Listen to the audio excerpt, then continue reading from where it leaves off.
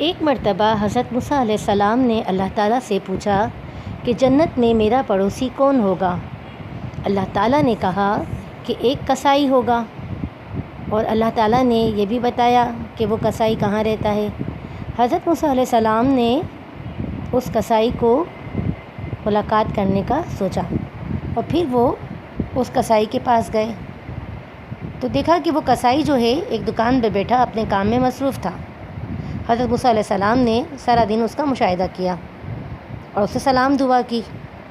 جب اس کا کام ختم ہو گیا، شام ہو گئی، تو اس نے کیا کیا، ایک گوشت کا ٹکڑا لیا اور اپنے گھر کی طرف روانہ ہو گیا۔ حضرت موسیٰ بھی ان کے ساتھ چلے گئے۔ گھر پہنچنے کے ساتھ اس شخص نے سب سے پہلے ایک سالن تیار کیا، روٹی بنائی، اور پھر اس روٹی کو سالن میں باریک باریک ٹکڑے کر کے اچھی طریقے سے اس کو ملا لیا، اور پھر ایک بوڑھی عورت کے پاس گیا اور اس کے منہ ہاتھ دھلائے اور پھر اس کو کھانا کھلایا۔ اس عورت نے کھانا کھا کر اس کسائی کے کان میں کچھ کہا، جسے سن کر کسائی مسکرانے لگا۔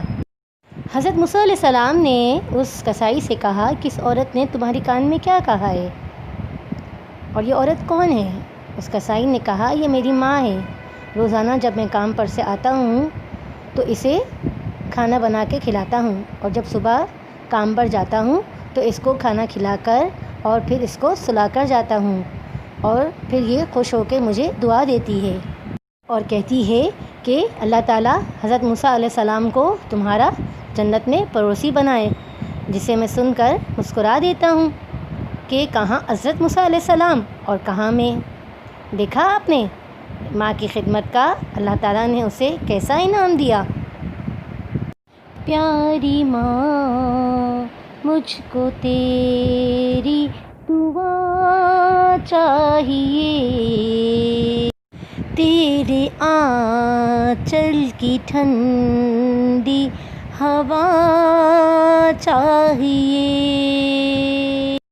تیری ممتا کے سائے میں پھولوں پھلوں، تھام کر تیری انگلی میں بڑھتی چلوں، اور اس کے سوا مجھ کو کیا چاہیے، پیاری ماں، مجھ کو تیری دعا چاہیے۔